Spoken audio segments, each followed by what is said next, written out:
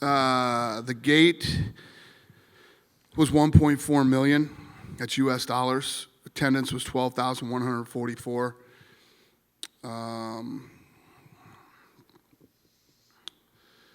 The bonuses tonight went to Hakeem, Jeff Neal, and then Davison and Penn.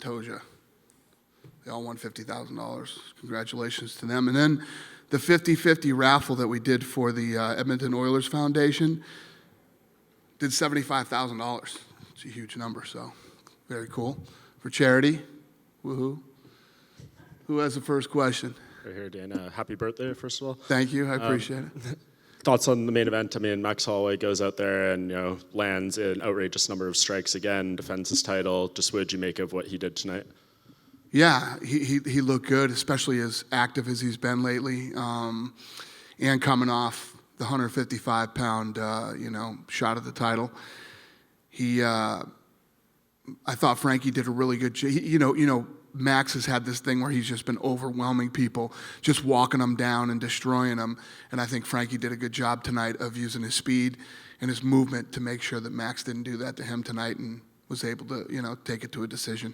Yeah, and you mentioned Max's activity. I mean, it's been 14 rounds for him since December. I think, the general ideas of people thinking maybe the Volkanovski fight in Australia, that stadium show, I'm sure it'd be nice to have a second title fight on there. Is that something you're kind of feeling would be the proper next step, or is that too much too soon? So I haven't even talked to him. I don't know if he's hurt. I don't know if he's got any little nagging injuries or what he's got. He just needs to go spend some time with his family and take some time off, and then we'll figure out what's next. But in the scrums that I've been doing out there, I'm hearing that he's asking to fight again. So I haven't talked to him, but I'm sure you guys, I don't know if you have yet, but he'll be in here in a minute. It sounds like he wants to fight. So still, I'm not going to do anything until he goes home and takes some time off. Yeah, and on the flip side, Frankie Edgar, comes up short of a UFC title again.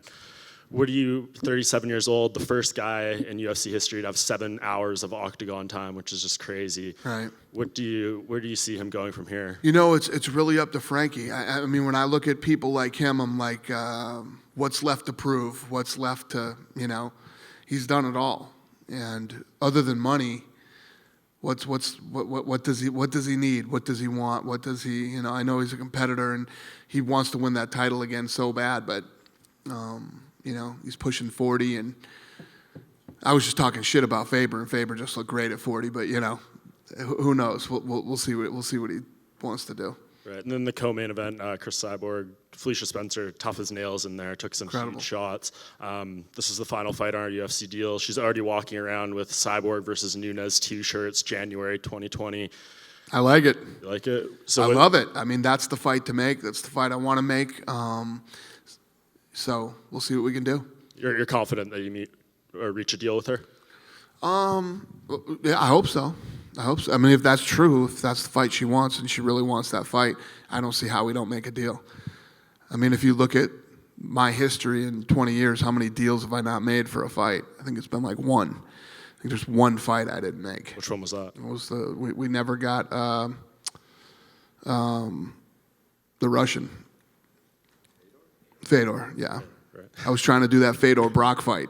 Right. That's the fight I didn't make. Okay, and just last thing from me, off topic from tonight's fight, but you did say yesterday that you are giving BJ Penn another fight. You said in 2013 that you felt he had taken too much damage. You said a couple months ago that you couldn't do this anymore. Why are you choosing to promote another BJ Because he Penn? terrorized me for friggin' a week and wouldn't stop texting me for 3 days straight and, talked me into it. So we have a deal now, win, lose, or draw. This is BJ Penn's last fight. How do you ensure that?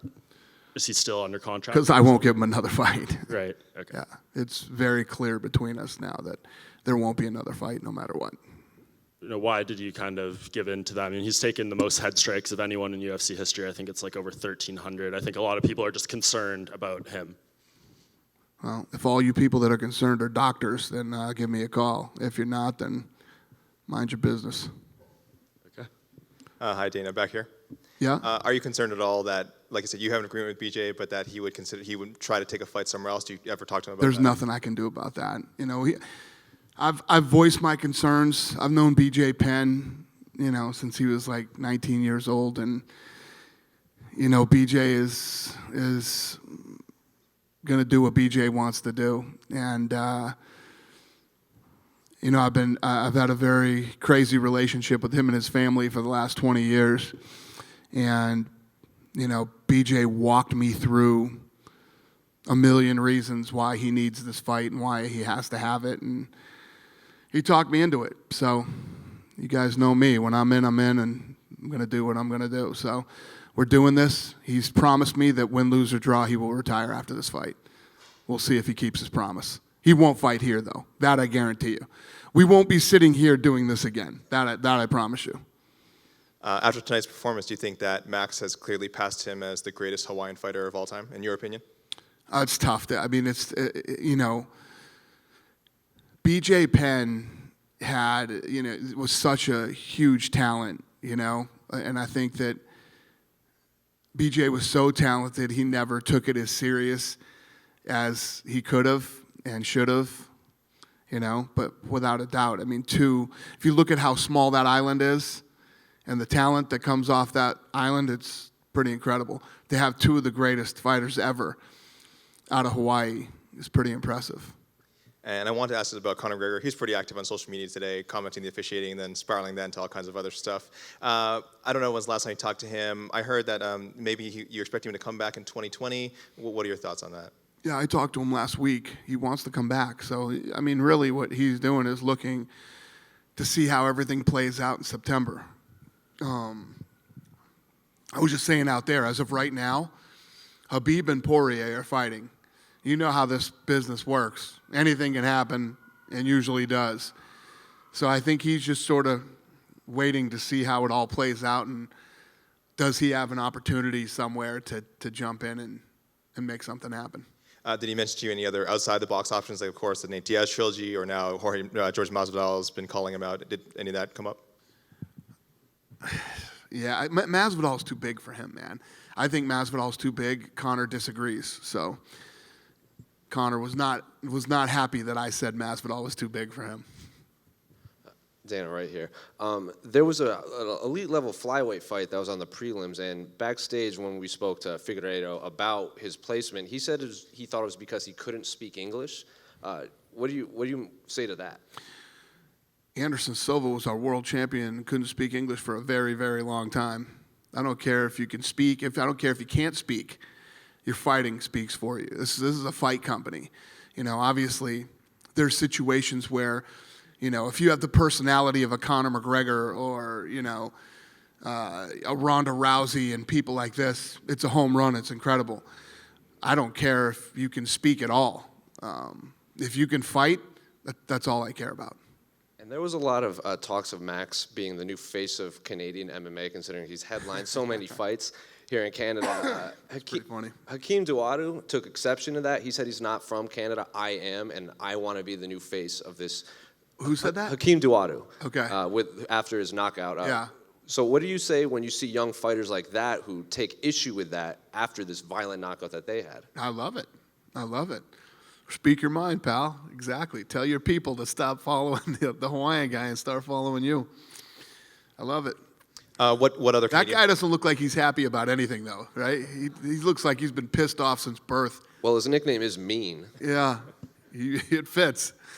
Sorry, last one from us, Dana. What other Canadian fighters jumped out at you from tonight's card? Obviously, this was a great chance to showcase some of that talent. I thought Canada looked good tonight. I thought you guys represented and looked good. And the whole show. It was a good night for Canada. Hey, Dana. Hey.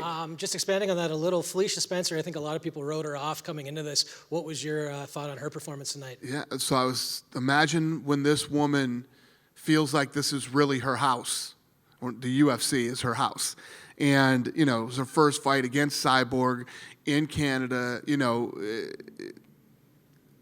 When she gets a real, solid strength and conditioning program and there's obviously things. This girl's only got 7 fights coming in here tonight, and you saw her chin, her heart, her determination, her elbows. Impressive.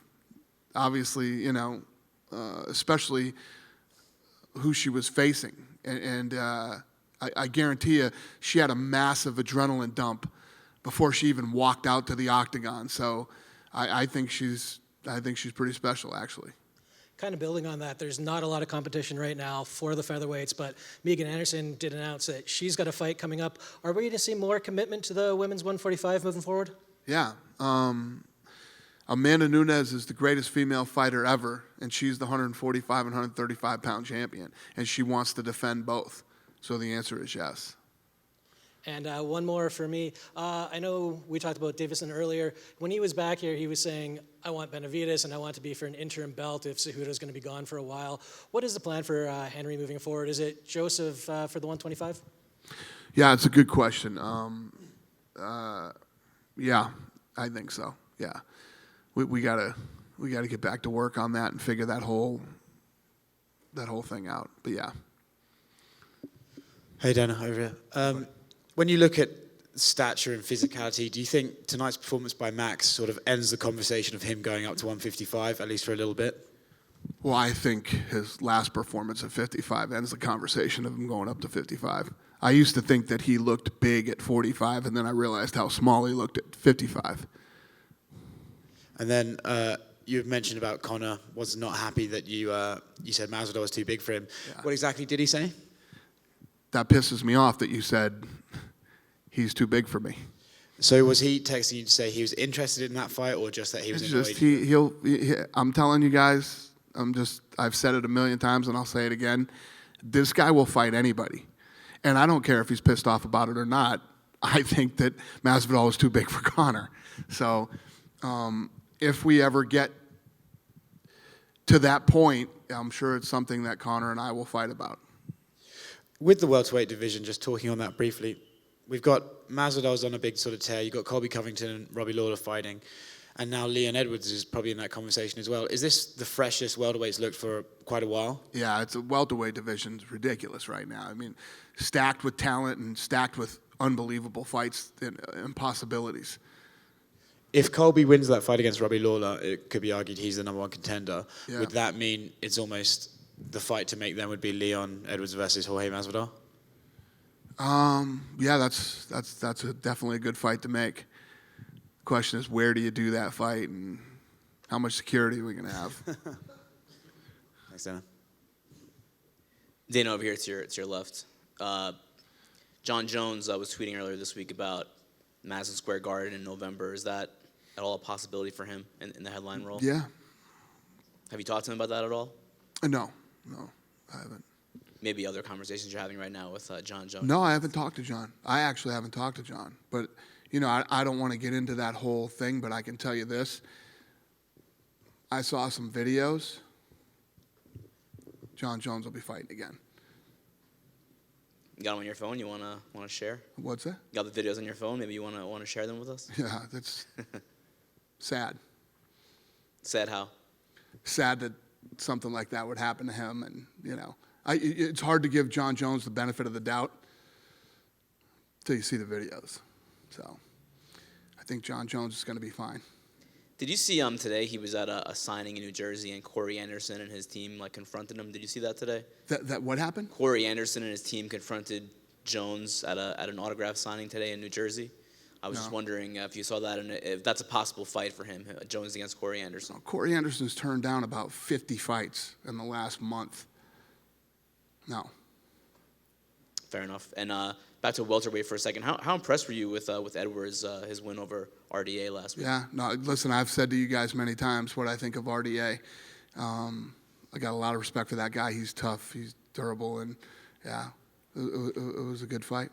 If Covington beats Robbie next week, is it basically a three-man race for that title shot? It could be Masvidal, Covington, or Edwards. Are they all possibilities? Covington's next in line, and he stepped up. He took this Lawler fight, and he'll get the fight.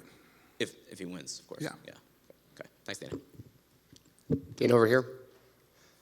First off, you go to different countries as you're trying to build your markets. How do you compare Canada to, say, Australia or Russia, other markets that you're building? All booming. I mean, Canada's been a hotbed for years. I mean, when GSP ruled the world, this place was bananas, man. It was crazy. And we still come up here, and the fans are incredible. Love coming up here and doing fights. After tonight, how much closer are we to hashtag UFC Hawaii? Not very close. No.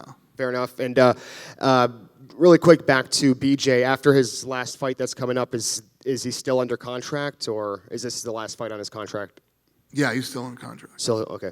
Cyborg's performance tonight, I feel like a year or two ago, that fight probably would have been finished. Do you think that maybe she's past her prime, or how do you feel? Well, it's one of those things. That's what I was saying leading up to this fight when, Cyborg thought that I was talking shit about her, like she's scared or she's this or she's that. It's not about that. It's you start to get to a point in your career where you start to look at, I'm getting older and those type of things. And believe me, people have jumped ship here for easier fights. And I don't frown on that. When you're at that point in your career, this is the absolute best fight here. We find the absolute best, and these are all killers that are here in the UFC. And as soon as this fight was over tonight, but let's also say the girl she fought tonight has a ridiculous chin, unbelievable elbows, a ton of heart, and she showed up. She didn't show up for a paycheck tonight. She showed up to try to win. Fair to say she did what only Amanda Nunes has been able to do with Cyborg. Right. And, this girl, she's only got 7 fights, but she's undefeated. She's never been beaten. So you can look at that both ways. And finally, for me, you mentioned earlier that Brock was one of the fights you'd like to make. Would you say that the ESPN deal is giving you enough leverage that it's just not worth it to give Brock what he's asking for? Is that what the hang-up was, or what was the final hang-up? No, it had nothing to do with that. What was the final hang-up then? It had nothing to do with that. Brock just decided that he wasn't going to fight anymore. Thanks. He was going to do the last deal on his WWE deal, and that was it. Dan over here. Just promoting your next pay-per-view with, the ticket sales look good for Miocic in DC. What are your thoughts going into that? Sold out. Yeah. Nice. They're actually trying to take tickets for me to sell right now. It's good. It's all good. I'm excited. That card's awesome, and I'm looking forward to it. Vancouver's selling really well right now, too. So it's all good. What do you expect from those two come that pay-per-view? I think that's going to be a fun fight. Stipe's wanted this rematch so badly for so long. He's finally getting it, and Daniel Cormier is convinced that Stipe can't beat him. So it's a fun fight. And then you got, Diaz and Pettis on that card too, and it's ridiculous. Just one more, Dana, and then we'll let you go celebrate. The thing on just Max. There will be no celebrating this birthday, let me tell you that.